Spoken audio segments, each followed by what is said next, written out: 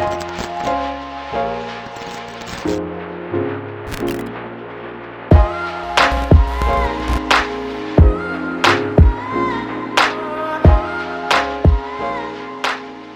going on, folks? This is your boy Sham Phoenix. And I'm your man, Stitch Early. And you're tuned into the Stitch and Sham Show. Yes. This is episode, what is it? 15? 15. Yeah, it's 15. I had to think about it. I was like, we rolling. Like, we're actually being real consistent. Yeah, you know what I mean? So this is episode 15.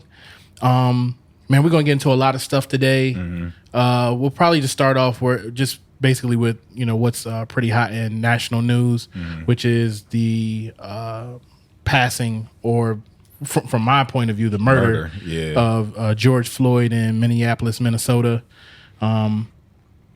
Man, it's really crazy because we had planned to really talk about some other stuff. Yeah. And every time we do that, something happens. Like the first time we did that, Kobe passed. Yep. And then the third time we did was the Ahmaud Arbery situation. So it's 2020 has just been like, man, it's probably been the most like inconsistent, like for a lack of a better term, like in the sense of not knowing what is going to happen.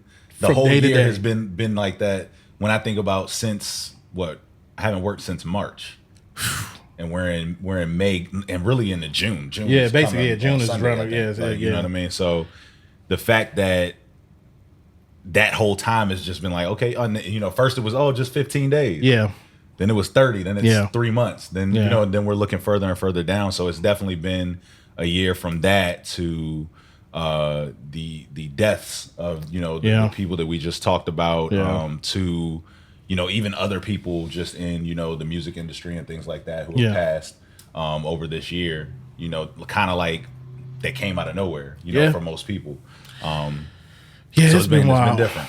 Yeah, it's definitely been wild. It's crazy because like me and my wife have had several conversations. Mm-hmm. They've been a little lenient on the stay-at-home orders in Maryland. I think they're reopening some restaurants, but only to outside service. Mm-hmm. So our kids have been wanting to like get with their friends, right? Like we communicate with the parents of the friends, and the parents is like, everyone feels fine and things like that. And my wife it's been really difficult for my wife to kind of let the kids back out into society with everything that's happening, especially I have two sons, one that's 18 and one that's 12. And like, when you think about that, right? So you got one that's 18 and he falls in the realm of, the Trayvon Martins, the Michael Browns, and those type of things that she's processing, just thinking on this George Floyd situation. And then, we got my youngest son, which is 12, and he falls into Tamir Rice. Like to where he, in the sense of like, you have one that can go out and, be out on his own accord. Yeah. But there's still those thoughts of like, would he come home? Could something happen? And I think that's probably what I've seen is, I think the biggest thing is like the fact that, and we talked about it, the fact that you can teach, like you can teach your child. Like I've taught my son, like, hey, if anything ever happens, these are the things that you need to do. Yeah. But the fact that you can teach all of those things, you can teach to do all of the right things. You could teach to, hey, yes sir, no sir, hands on the wheel. Don't make any sudden movements, any of those things. And everything could still go wrong. Like it still doesn't matter at the end of the day. And I think that's the more disheartening thing is that, when you're taught, oh man, I did everything right. Like, why am I still in this situation? Why is it still happening? And I did everything right. That's probably the most disheartening thing, in it all. Yeah.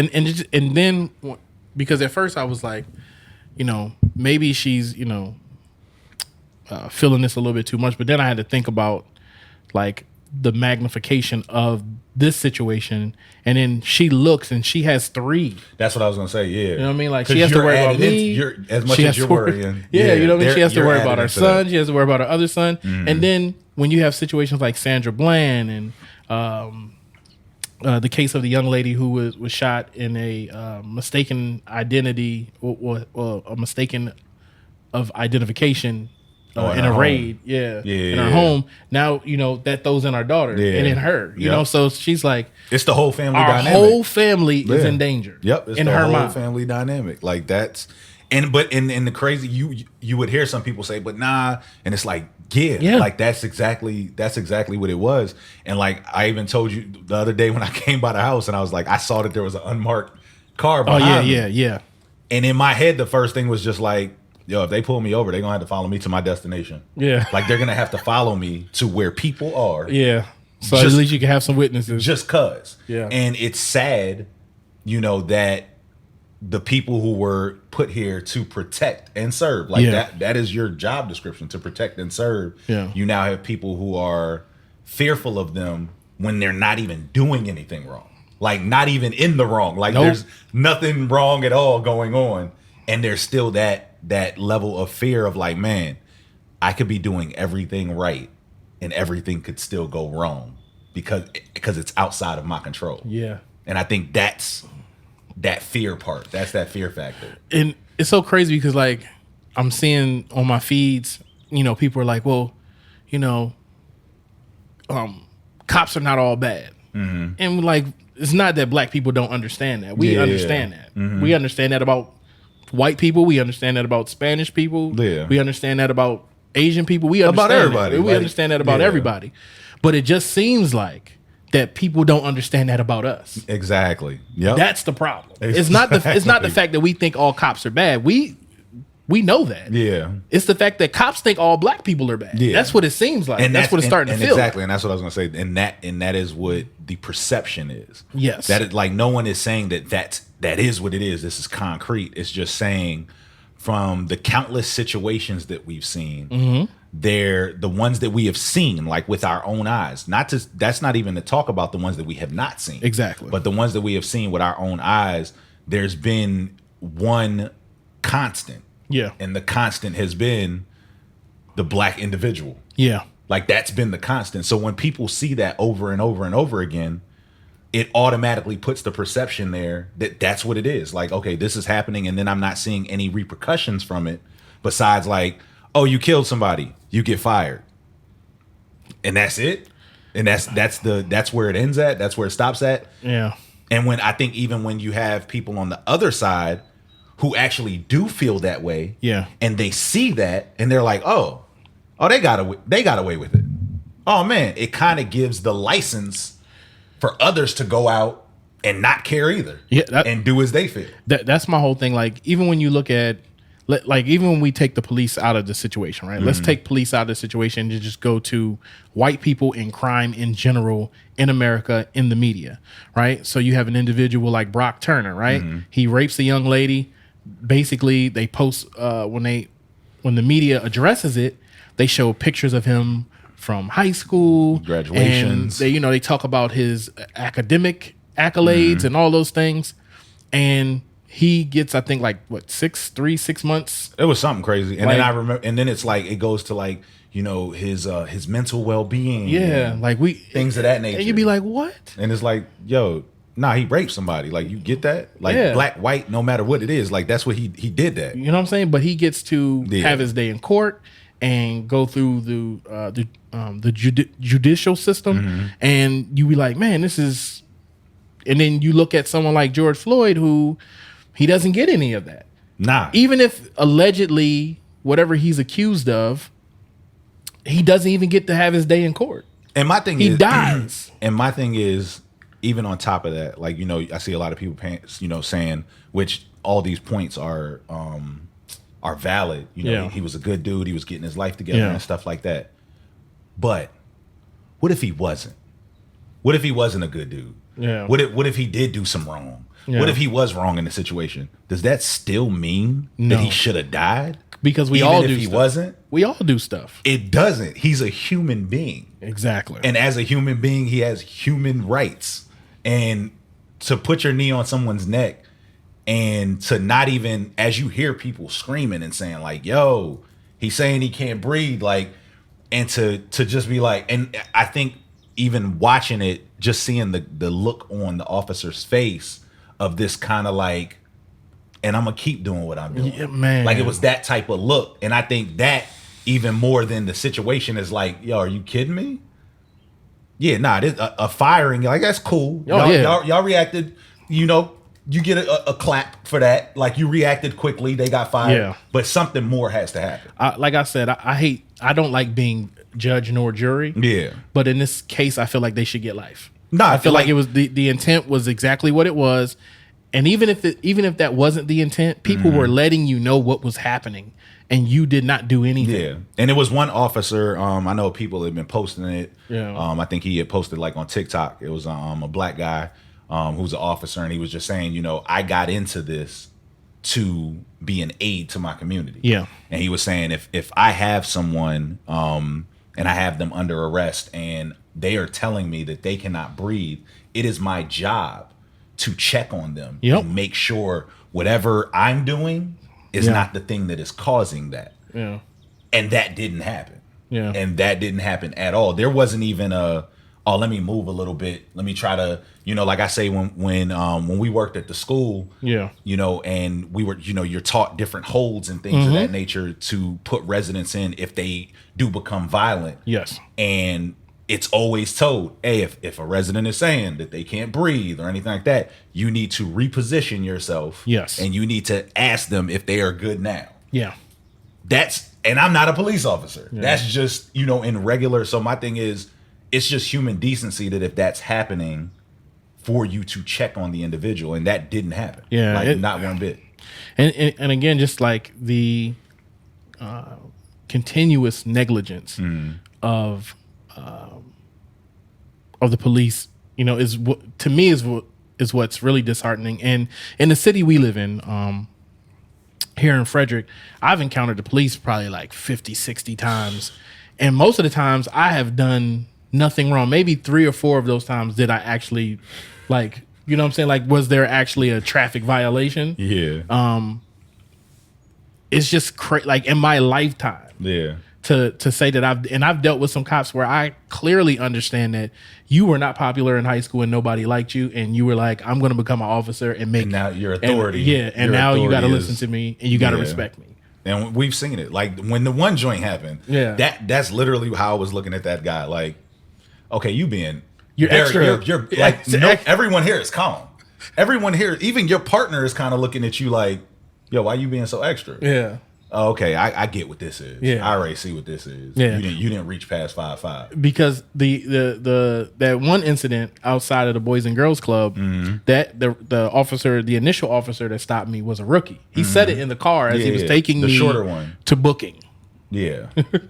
The shorter one was a rookie. Yeah. Now that other one we had encountered like 3 or 4 times. Oh yeah, before. As soon as the other one showed up, I remember looking at your wife and saying, "Oh, he getting arrested." Yeah, like no matter how calm he is, no matter what, he's getting arrested today. Because I've seen this dude and I've encountered this dude before, and I know what the end result is with this particular. When he walked up, I think you said it to me. Yeah, I was like, hey, this dude right here. I was like, it don't even matter what happens from this point forward. Nope. Like even if they say everything's good, nah, he here. Yeah. So this is what's about to happen. And when he came up snapping, and I was like, first of all, you're not gonna talk to me like that. Yeah. Like me and him are having a sensible conversation. I feel like we could rectify this situation sensibly. Yeah. And you don't even know what's going on. You come up here yelling, bro, you need to calm down. You're doing too much. And I think that's the biggest thing is the respect factor. Oh man. Like I feel that just because you are in a place of authority does not mean that it gives you the right to disrespect whoever you are in that position over. Like it doesn't give you the right that, well, I'm the authority, so you're going to do whatever I say. Yes. No matter how I say it to you, no matter what I do, you're going to do whatever. It doesn't work that way. No. And you can't expect to get a different result. No. If you are coming at someone that way. I feel that a lot of officers, because they have that badge, it's like it gives them this superpower that they just feel like, oh man, I'm Superman now. Yeah. I can do whatever I want, whenever I want, and they have to abide by that. Yeah, and the thing is, for me, is I think the misconception is that that badge gives them the authority, and just from me looking at law enforcement, they just uphold the law. Yeah, right. They are not the law. Yeah, they just and I think that's the thing that we're getting to is that after countless situations like this, I think that many of them, not all, again, like when we say this, when we're saying these things, we're not saying all. We're saying the ones that we have encountered and exactly. have seen, and these cops have exhibited these type of behaviors that they feel like they're above the law, right? So that they can just do whatever they want to do and they won't face any consequences because they've been tasked to uphold it. Well, that's the real issue, right? Because you've only been tasked to uphold it and you did it voluntarily. Yeah. Like, don't tell me that I should respect you because you chose a job. You chose a job that puts you in front of danger. And I hear that the excuse, they put their lives on the line. And that, I'm not saying that's not true. That is true. Yeah. But you also signed up for that. Exactly. It's the same thing as if I sign up for football and I get knocked around and get a concussion. I signed up for the sport that I knew going into it. Oh, so they're going to hit me. Yeah. Oh, so I might get concussions. Oh, okay. Okay, cool. Let me get my number. Yeah. So it's like you signed up, so you knew the thing that you were signing up for. So now it's your job. Yeah. To now follow the guidelines of what that job asked you to do. And for me, I didn't sign up to be black. This is just what it is. This is just what it is. There wasn't no waiting list. It was like, yo, so what would you like to be? Yeah. Because if I felt like that I was going to have my life threatened every day, I'd have chose something else. If that was going to be the case, if I was going to be able to change my life and like, get through some loopholes, I'd have chose something else. Let me pick a different name. I've been Armenian, like the Kardashians. Exactly, been over in Dubai or something. You know what I'm saying? Right. So that's my whole thing. Is like when you say things like, well, the police officers are out there risking their lives. Well, apparently we are too. Exactly. I feel that way. It's just crazy that just going to do everyday stuff. The other day, go drop my daughter off. I got to put some air in the tire. Yeah. This is 2 days ago. Yeah. Pull up the sheets. So as I'm pulling up the sheets, I'm looking at the air pump. So it's like in the back it's like left. it's in the far in the corner. In the corner, yeah. Right here on Rosemont, right? Yeah. So parked in the back, parallel parked in the back. It's a police car. So within the time it took me to turn and then see that, in my head, I'm already like, I might just go to another gas station and pump my gas. I mean, I might go to another gas station and put air in my tire there. Like, I hope he ain't on nothing today. Like, where I'm gonna park? How do I want to park? Do I want to back in? Do I want to just like all of these things are just going through my head, and I'm like, I shouldn't feel this way. No, no, you shouldn't. Not that there's even like like there's not I'm scared. It's not that. It's just I don't want to make him think. What are you thinking? Yeah. And what are you doing? Yeah. Like it ain't about me, because I'm gonna at the end of the day I'm gonna be who I am. Yeah. And that's I think something that we had talked about. Like, it's not us. No, it's not us. Like, it's not. It's you. Yeah. Like, you have to make the choice and you have to make the decision. Like, in that position that officer was in, he now has a choice to make. Yep. I hear someone saying that they can't breathe. I hear someone calling out for their mom. So obviously there is something internally going on with this person, and I'm hearing it externally. So now I have a choice. Do I let up or do I dig in? And it seemed like he dug in. To me, watching, it looked like he dug in. It looked like he chose, you know what, I'm gonna dig in, and I'm gonna give the big middle finger to all of y'all and go, I'm in authority here. I feel like even if he didn't dig in physically, mentally, he went to another place. He went to it like it. I don't know why. Like, watching it, I was like, I could see, like, I saw it. Yeah, it was like, yo, he kind of just like basically just gave everybody the finger. And was like, I'm gonna go to another place. So and what if he can't? You know what I mean? And just off that alone, it's like, come on, man. Like, something has to change with them. And the reason why I say that is because I guess what you could say is a situation is parallel to the George Floyd situation is this situation with Amy Cooper in Central Park, right? So I didn't get the name of the gentleman who. Crazy thing is they both have the same last name. Yeah, I think they do have the last name Cooper, right? Yeah. So Mr. Cooper tells Mrs. Cooper, whom they're not related at all. He tells her, because he's in, I guess they're in the bird watching area of the park. He was like, he's a Harvard graduate. He bird watches. Like, he comes to the park to bird watch. And I think she had the dog off the leash. From what it said, is she had her dog off the leash, and that the park has plenty of signs that say that shouldn't happen. And the dog has a collar on. Yeah. So which means that you probably have a leash. Yeah. So he, asked Miss Cooper to put the dog on a leash because I think it was affecting the birds being somewhere where he can watch them. And she loses it. On this video, it looks like she has a psychotic break to me personally. And she does something that I think we all as black people understand happens in America, but it's just hard for any other nationality to fathom someone doing something like that evil or being that facetious. And she weaponizes her voice, calls the police, and makes this only sounds that I've heard. Before you finish, not just weaponizes her voice, weaponizes her white womanhood. Yes. Like for real. Weaponizes her. I am a white woman. And I am in danger. Yes. And I am going to weaponize that. And I have watched Criminal Minds and Law and Order SVU many of times. And I've seen actresses do what she did with her voice. Oh, I got to take it to another level. Because I gotta kill this performance. Yes, exactly. And that's what it felt like. Yep. It looked like she was like, I'm about to kill this performance. And if they get here, they're going to hurt you. Yep. And I think the saddest part about it wasn't like, I really do feel threatened. I'm gonna call the cops. Yeah. Hopefully they can rectify the No. situation. No. It was, I know what the cops do to y'all black people.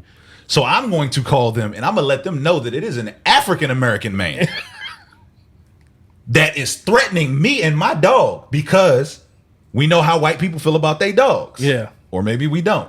I know I do. Yeah. And so it's so I'm going to weaponize this whole situation. I am a white woman in the park with my dog just trying to have a good time. And there is a African American man that is threatening me and my animal. Yes. When is all that was asked of me is to do what the law says. The law says you should have a leash on your dog while you're in the park.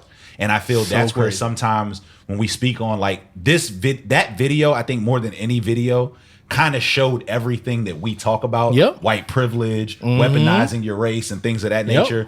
Like the white privilege in that to go, the law says that I'm supposed to have a leash. Yeah.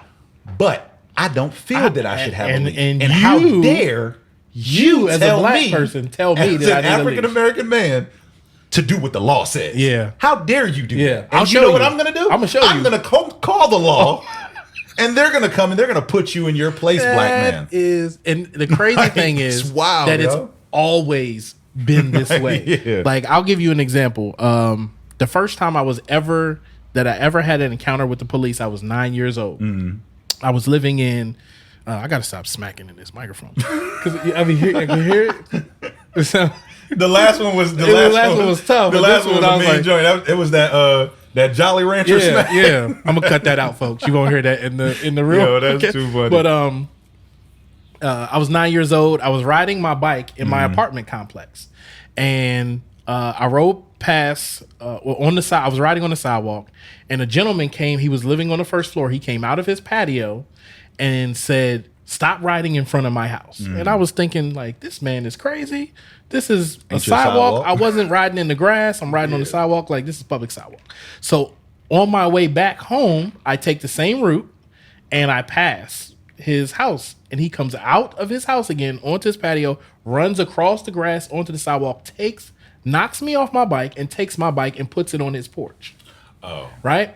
So that'd have been problems. As a 9-year-old kid, I'm like, well, if you take my bike, which is mine, I can go on your porch and get my bike. So I go on the porch and get my bike. He calls the police on me. Yeah. Right? So I go back to ride my bike around I was just riding around the complex. And when I head back towards my apartment building, the police officers are talking to him and they spot me, right? So the officer asked me to come down. Now, mind you, my parents are nowhere visible at all. He asked me to come down. He says, "Sir," he says, did you go on his patio and take the bike? I was like, yeah, it's my bike. I was riding on the sidewalk. I don't understand why he would be able to just snatch my bike and just put it on his porch. So the officer was getting upset because I was basically kind of stating my rights. Like, this is my bike and this is a public sidewalk. I don't understand. So the white gentleman started yelling at me, right? So I'm yelling back at him like, this is my bike. Yeah. The officer puts handcuffs on me. Yo, that's wild. And puts me in the back of the car, right? Well, like gratefully, someone is sitting, older lady that lived in my building was sitting on the balcony and saw watching the whole thing. Went upstairs and got my mom. So now my mom comes down. Oh. And they're getting into it, getting into it. And this process is probably about 20 to 30 minutes, no joke. So I'm still sitting in the back of the car. So my younger brother, whom was like 6, brings down this plastic football and throws it at the officer. The officer then puts him in handcuffs and puts him in the back of the car. So now my mom is like frantic. Somebody calls my father. My father comes. They're getting into it. Finally, they take me and my brother out of the car and take us out of handcuffs. But from that moment on, I never trust police. Like because it gave you your first interaction with them was a negative interaction. My first interaction was like, you are going to put me in a car for taking a bike that this man did not pay for, and I'm riding on a public sidewalk, which my parents pay rent. They pay rent to live here. I can walk on this sidewalk and ride on this sidewalk. I can park in the parking lot if I was a kid driving a car because I live here. And it stays cemented in my mind. Yeah. There's never a time that I don't process it because throughout my lifetime, I've been stopped for being in certain areas. I have been pulled over because I'm in a car full of young black men. I have been questioned. I have been asked to get out of a car. Anything you can think of with me and the police. And then 9 times out of 10, you can probably find 100 other people that have the same exact story. Most of the time, me and you have been together. Majority of the times, we done been pulled over. Like, I remember when I first got my license here, and us going to play ball. And a dude on a bicycle was right in front of us down road. Like, I'll never forget that. A dude on a bicycle, and this youngin was not Lance Armstrong. No, he wasn't out. He was old and he was moving. slow because we were complaining about it. We were like, "Why can't this dude just get out the way?" Exactly. And so I remember we driving, and so I look, and I'm like, yo, we about to get pulled over. Yep, I remember that. Like it's a cop right behind me, and I just had, and we not going fast. So I remember he comes. So mind you, I had a 2-door Honda. Yep. And when you got in it, it had the automatic seatbelt. Yeah. So like the automatic seatbelt would come lock up here, and then you had to put your lap belt on. Yep. Comes up, hey, so where are y'all going? You know, whatever.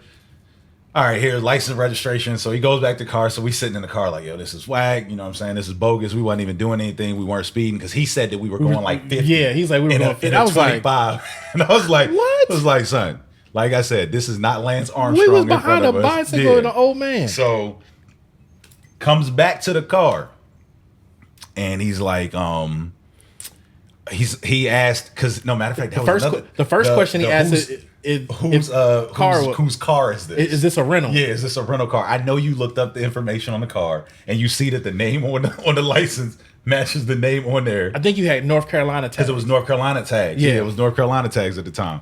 And then so I remember him giving me my license registration back and saying, well, this is a warning. Next time you guys need to have your lap belts on. And I'm looking at him like, we was in the car like, so you real. So you Superman now. You got X-ray vision. You just saw that we ain't have lap belts on from when you was in your car behind us. You could have warned us about the lap belt when you first came and just said, hey, nothing's wrong. Hey, just make sure y'all have your lap belts.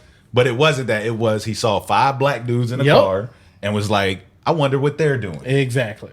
And his curiosity was totally wrong because we can't gather together. Yeah, we just can't get in the car with a basketball and want to just go play and just want to go play together. You know what I'm saying? And matter of fact, we had EJ and Chris with us. Yeah, it was. I think it was EJ, Chris, and Antoine. Yeah, EJ, Chris, and Antoine, and they were younger. And they was in the back seat, and they were all in the back seat. EJ, Chris, and Antoine. Yeah, and we was just driving to go play ball. I was just like, man, this is so crazy. all of my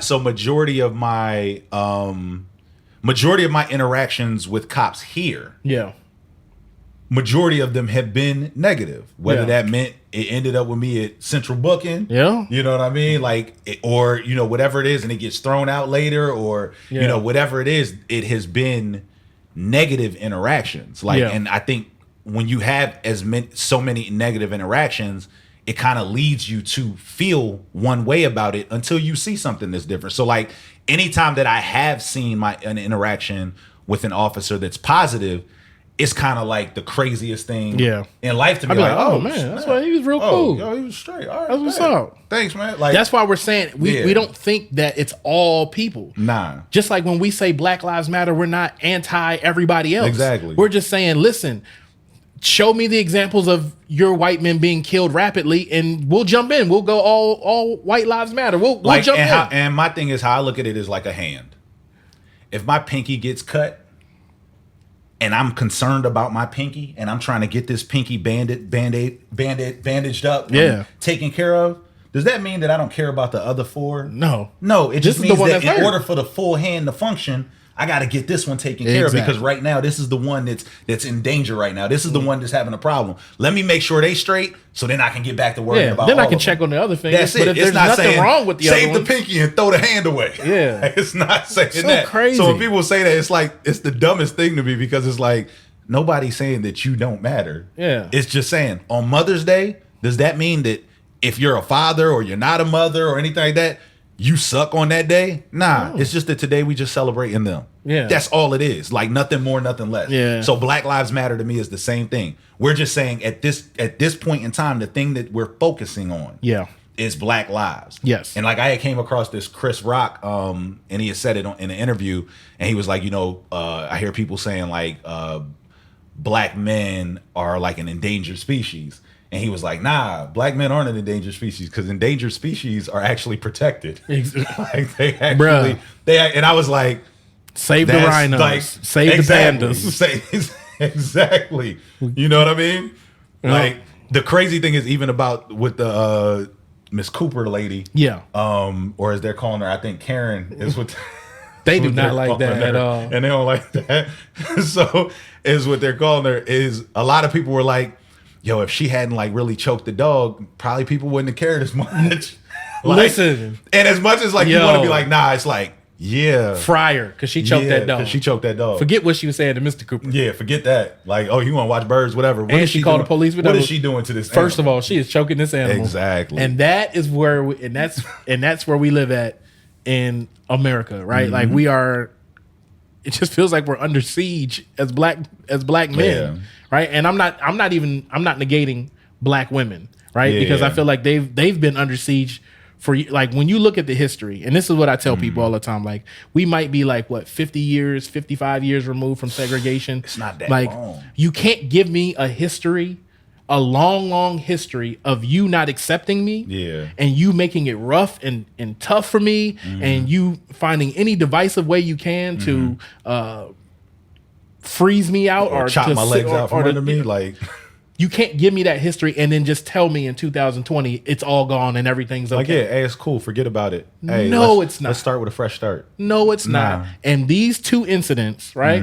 The one with Miss Amy Cooper and the one with Mr. George Floyd, and countless others, right? It just seems like the Michael Browns and the Tamir Rice and the Trayvon Martin situations, like that should have been enough. Sandra Bland should have been enough.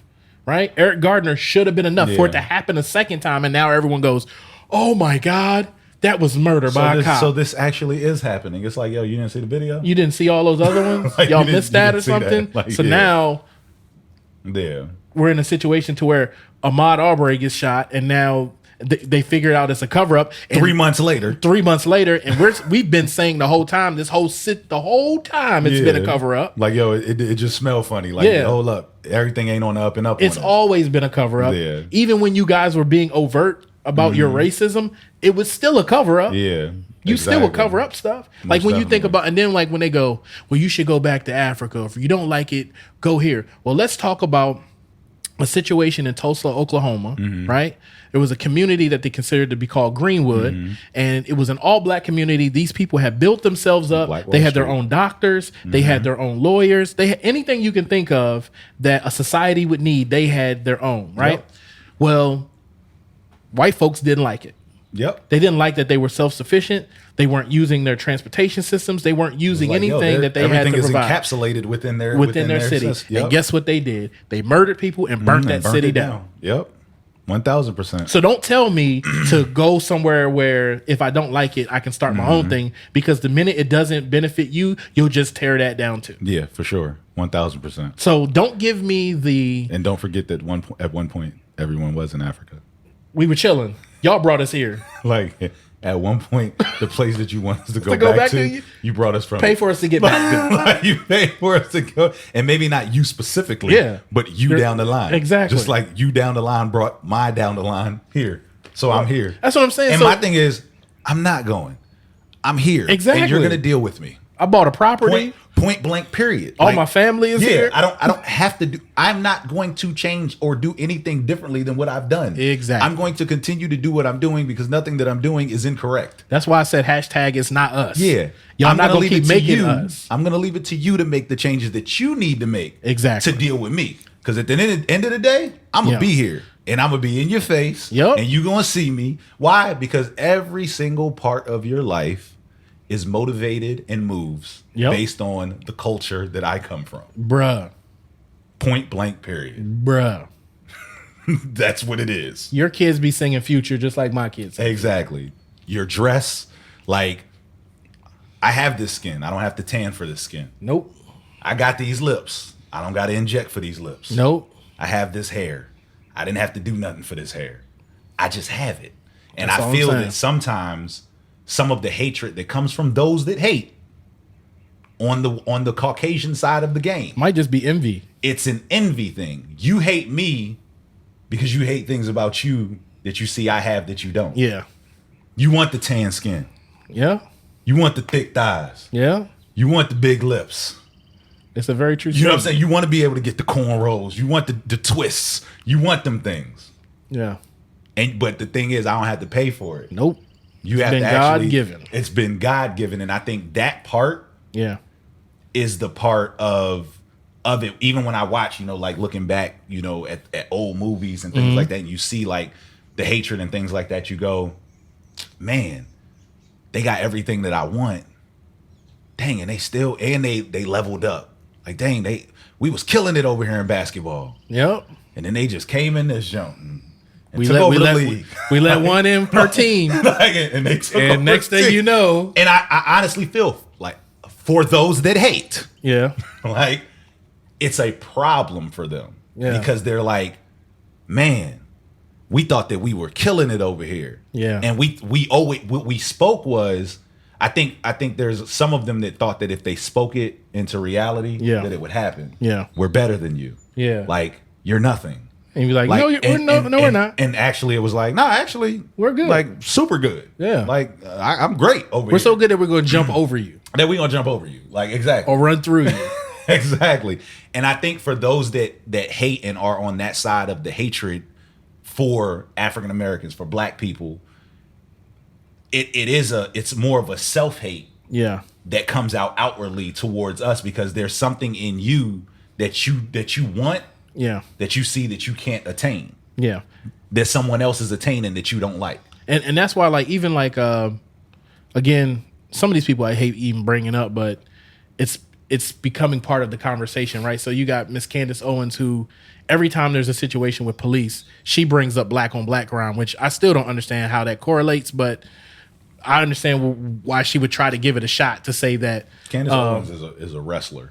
and what I mean by that is, like, when you watch wrestling, it was the storyline. Yeah. What is gonna The Rock and Stone Cold? Yeah. All right, I got to throw that storyline out. Yeah, because she was like, well, it's honestly, the statistics show that more black on black crime kills black people than police officers kill people. I was like, that's cool, that's great. I mean, but that's not what we're talking about. I was like, but where are the numbers for white on white crime? Where are those numbers for anybody on anybody else crime? Like, where's those numbers? People kill the people that's around. Exactly. Them. So when majority of the time, if there's gonna be a beef or anything like that, any issues or things, majority of my issues growing up, if there was an issue in school, it was with a black kid. Why? Because my schools were mostly black. Yeah. Like, if I was a black kid in a full white school and I had an issue, it probably was going to be with a white kid. Why is black on black even an area?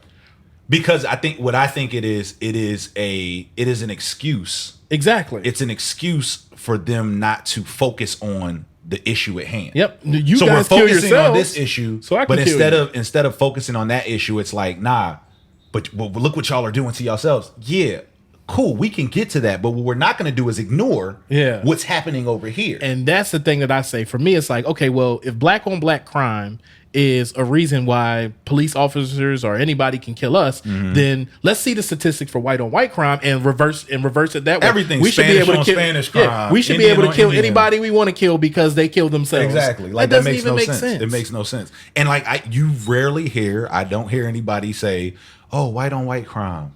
Indian on Indian crime, Spanish on Spanish crime. Says that. Like I'm pretty sure if you go to Hong Kong, there's Asians killing Asians, but you don't see anybody saying Asian on Asian crime. It's just crime. That. Nobody says that. But when it comes to, especially in America, when it comes to African Americans, it's pointed at because I think what it is, it's just a blinder. Yeah. It's like if I can focus on them, what they're doing to themselves, then what anybody else is doing to them shouldn't matter to them. Yeah, yeah, and that's just my thing. Like I'm tired of having to accept the narrative. I'm tired of having to explain the differences of our people from the narrative or the stereotype that the media portrays.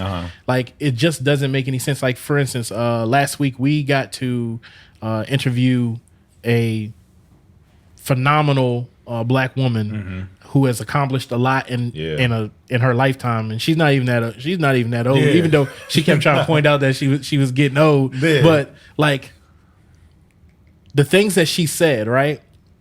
And it made me think like later on, like how much of that was just like, how much was that just being a black woman, right? She we interviewed Nikki Teasley, WNBA champion, WNBA All-Star MVP, and the assist leader 2 years at the University of North Carolina, assist leader in the WNBA. Like, I mean, a well-decorated player. Yeah. I wonder how much of that was because she was a black woman. Because of what she went through just growing up. Yeah. You know, being because like I think even in that sense, like yes, black men have it hard, and it's for different reasons. But you even think like when it comes to voting and things like that, these were things that we were able to do first. Yeah, you know what I mean, and they still weren't, and that's why even to this day they're considered a double minority. Yeah, you know what I mean, because you're a woman and also you're an African American. So yeah, I'm pretty sure that a lot of that, I think even for her being her, but also being a black woman who has black brothers. Yep. And seeing what they go through. And she has a son. Having you know what I mean? So I think all of those things probably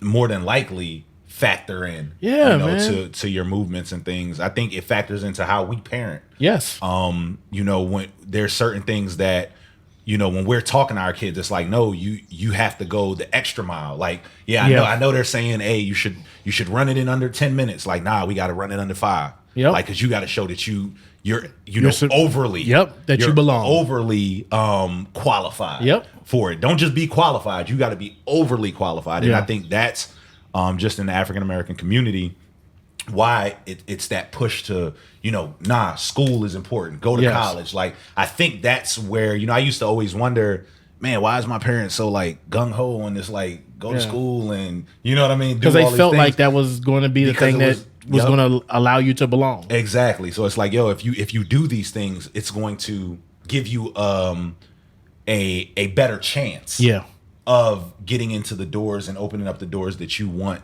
to open. Yeah. So it's like you kind of understand it a little bit more, especially when you see situations like this happen. You kind of see that, even when I look at it and I go like, man, we're seeing it, but we see it in a less overt manner than when they were coming up and they saw it like front and center. Yeah. Like it's right in front of my face. It's right there. No one's trying to hide it. No one's trying to do anything. It's right in front of my face.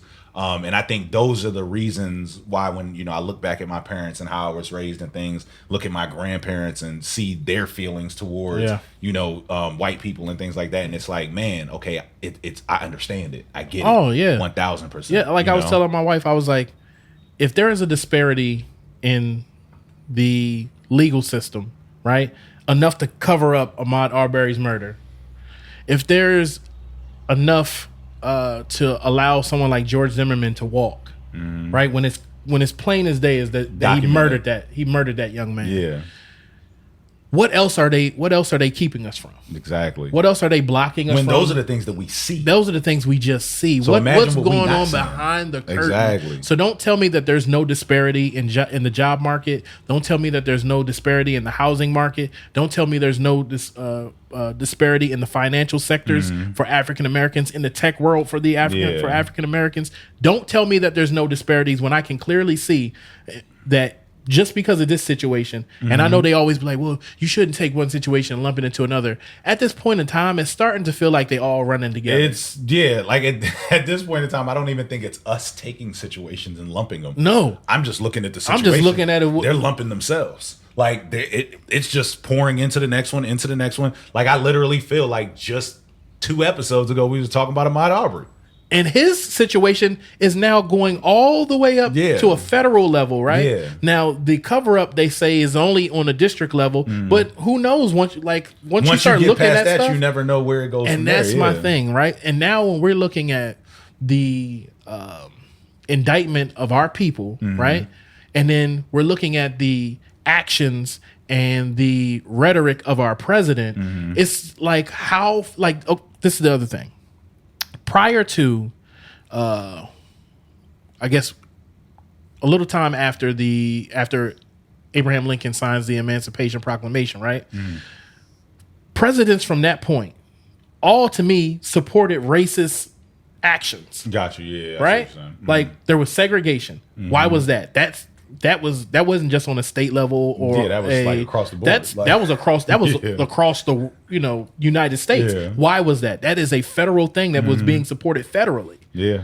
So don't keep sitting here telling me that just because you guys have given us access to the same schools you have and given us a little access to certain things, that there still are not disparities and loopholes inside of these things that you guys are clearly taking advantage of and leaving us out, right? And we got to find it. We got to find that out or hope. Like when I look at the movie The Banker, right? He didn't get that information firsthand.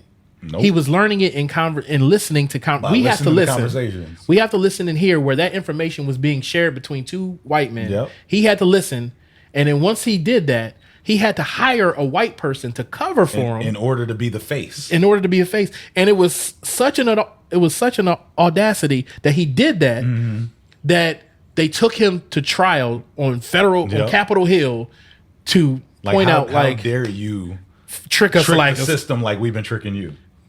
Like, how dare you do to us what we do to you? That's literally what it was. That's literally and this is based on a true story. Yeah. So that's what I'm saying. Like, don't give me there's an equal playing field, because it is not. It's not. It is very clear that it is not. Like, I think you could sum it up, like I heard somebody say, like sum it up in the sense of what us as African Americans have in sports is what y'all have in life. Yeah. Like we have Usain Bolt. Faster than everybody. Yep. Once he takes off, everyone else is trying to catch up. Yeah. Y'all have been Usain Bolt your whole life. That's what, and we've been trying to catch up. Think about the college scandal just last year, right? Yeah. Found out that these people were paying people for test scores, paying colleges to get money, but then we turn around and get mad at athletes for taking bags of money from college. From colleges. So you paid the college just so your kid could get into college, but you're mad at the kid that actually did what he needed to do to get into college for getting money. Come on, when at the head of this, all those schools are making billions of dollars. Exactly. And I think that's why, like it's been, a lot of people have been talking about like as far as the G League. Yeah. And a lot of high school students at college, a lot of high school athletes bypassing college to go to the G League. And you have a lot of people saying like, this is going to mess it up for the NBA and things like that. And it's like, no, I can understand it fully if I'm coming to your college, like you take someone like Zion. Mm-hmm. We knew who Zion was before he ever thought about going to Duke. Yeah. If he never went to Duke, we would still know. We would still be talking about Zion. Case in point, we talk about LaMelo Ball. LaMelo Ball surpassed high school and college and went overseas and played and bought the league that he plays in. Yeah.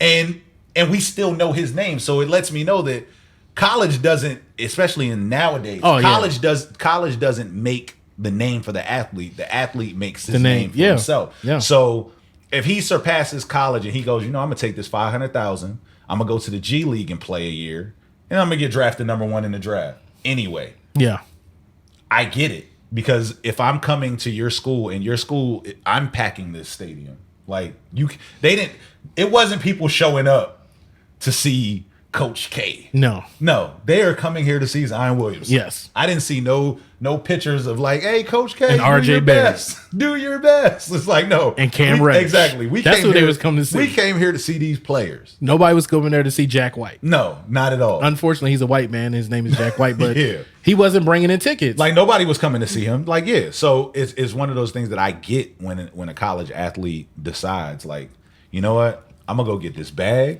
Yep. Because I know my end goal is to get to the NBA. So why come to college for a year and really bullcrap the year? Yep. Just be honest. Y'all gonna make fake classes for me anyway. Exactly. I'm not gonna really get an education. Y'all gonna do everything in y'all power to keep me focused on sports and bring money in for y'all. Yeah, to bring money in, divert me from, because North Carolina has been accused of this. A couple other schools have been accused of creating classes that don't really exist. That don't even, because oh man, and I can see his face from North Carolina. I know you're talking about. Oh man, Mac something. And I can see his face. I know exactly who it is. And watch after this, I'm gonna be like, oh yeah, I know. Because I see him. This is when you get older, folks. Yeah, exactly. Like, and the crazy thing is, like, I'm looking at him. Yeah. He's right there. Yeah. Because he got drafted by the Timberwolves, I think. I think so. And I remember him from when he was at North Carolina. Like, I remember that. And I can't think of it. It is not there. I can't think of it. But yeah, in the sense of, like you said, making up classes, I think it was like the African American stuff. Yeah, it was like that class is, I'm gonna look it up. Some class that doesn't even. I need to know. Yeah, but it definitely it gives you a greater understanding, of those things. Rashad McCann, yes. Yep, Rashad McCann. Yep, that's what it was. So you know what I'm saying? So like, you'll create loopholes for us if it benefits you. Mm-hmm. You'll close doors on us if it feels like we're going to get ahead of you. Mm-hmm. Like you said, the NBA wasn't allowing black people to play. Mm-hmm. The NFL wasn't allowing black people to play. Baseball. You weren't allowing us to live in your neighborhoods. We built our own. You burn them down. Like just anything you can think of. The oppression of one culture to another has happened for a long period of time. And I understand where white people are like, "Oh man, we're not all bad." And listen, I know some white folks that are not bad. Exactly. I know some Spanish people that are not bad. I know some good people. But we are not going to discount or ignore the fact that we are still fighting battles that we have been fighting for 50, 60, 70, 80, 90, 100 years. Yeah. Right? Like the stuff that I hear my grandfather talk about, the fact that he can talk about it and it can still reference, it still makes sense today, where I'm like, oh snap, that's still happening today. It's just happening different in different ways. So please miss me with it. At this point, miss me with it. If that means that you're gonna freeze me out of some things, then just do it. Because at this point, I'm just not. Yeah. I'm not for it. Like, don't keep trying to make it like it's our people.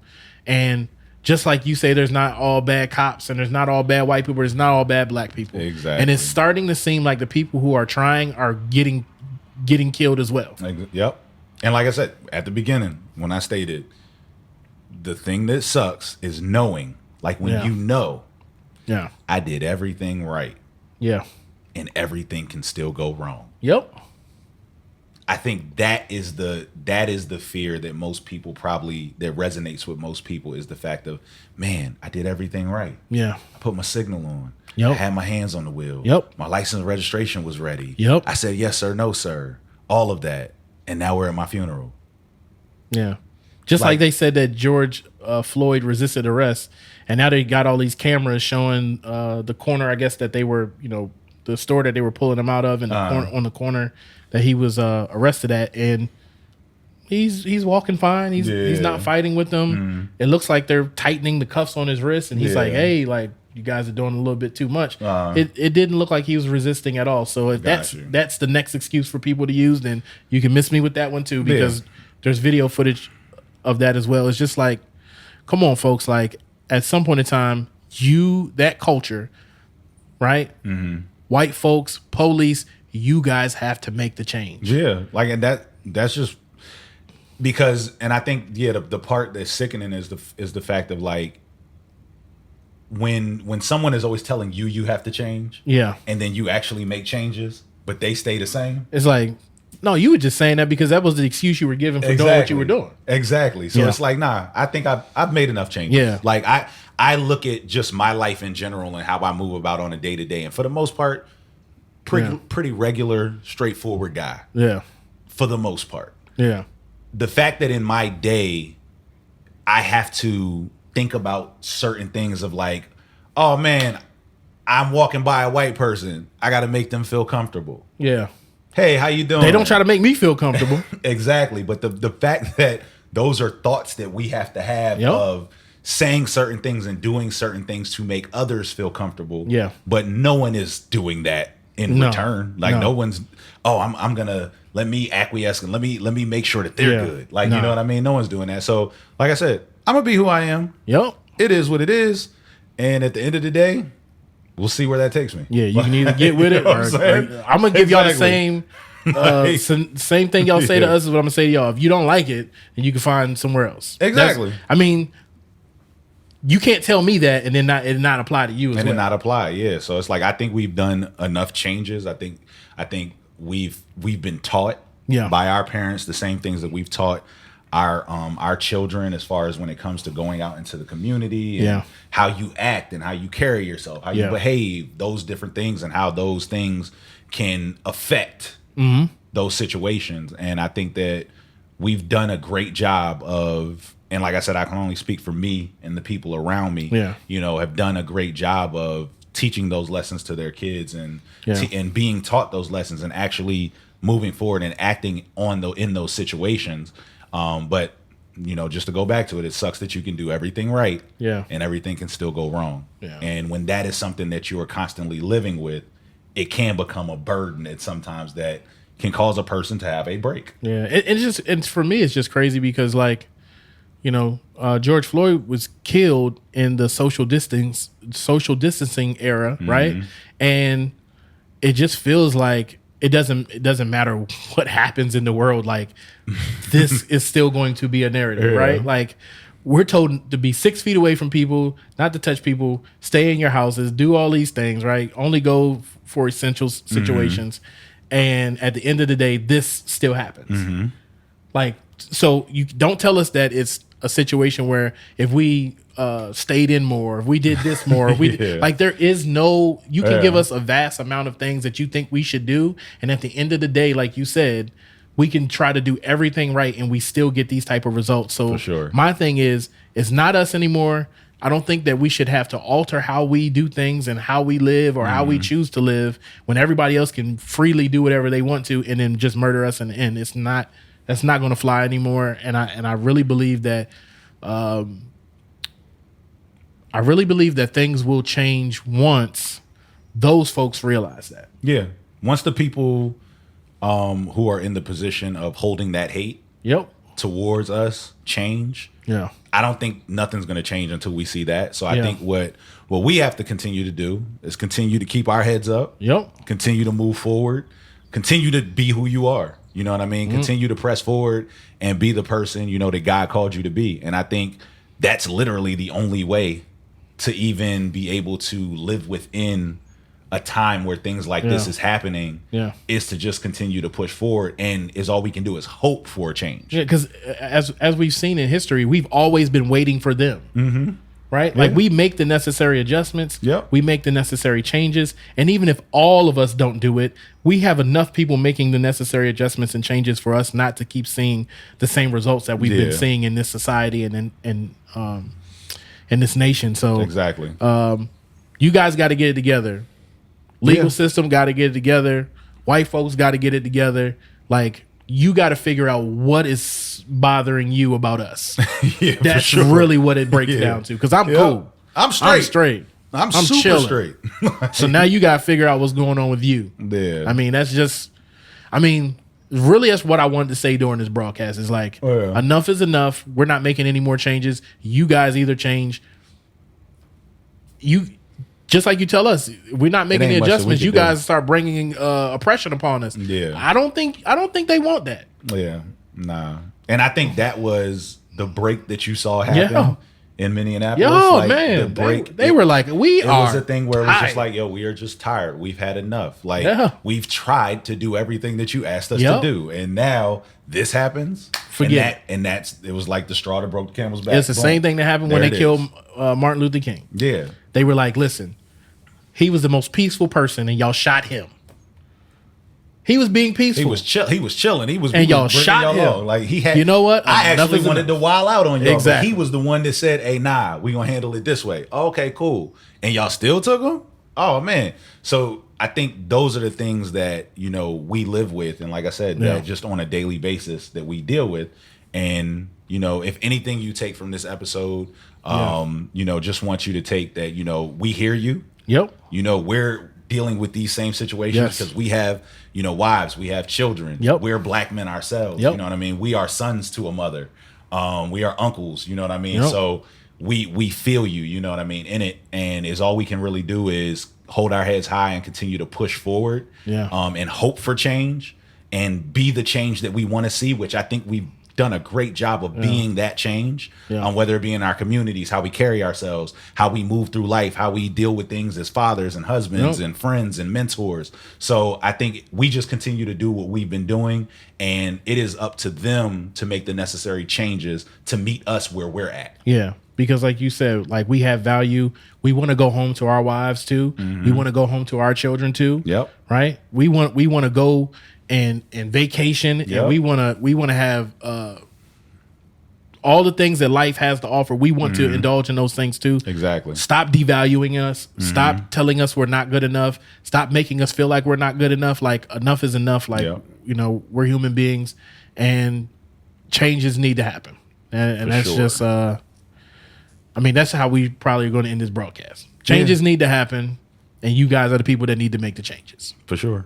So that's as simple as I can. That's as simple as put it. Like there's no. It's actually just like no more to say at that point. It's like you guys need to make the change, and you guys need to find out a way to make it happen very, very soon. And we hope that we see that. Yep. And also, we hope that we see y'all. Yes, man. We thank you guys, man, for supporting us. It hasn't been that long since we started this, and we've just been trying to be, very consistent and get better and better as time goes on. Thank you to Nikki Teasley last week for doing the give and go. Thank you to all the people who are, just reaching out saying, hey, we want to help. We want to be a part. We want to, do whatever we can to make sure that you guys are a success. And again, we thank you guys, because without you guys viewing, this podcast wouldn't really mean much at all. Talking in a room. Yeah. It's crazy that we just basically converted our conversations that we have normally into this, but we thank you guys. We thank you guys for tuning in.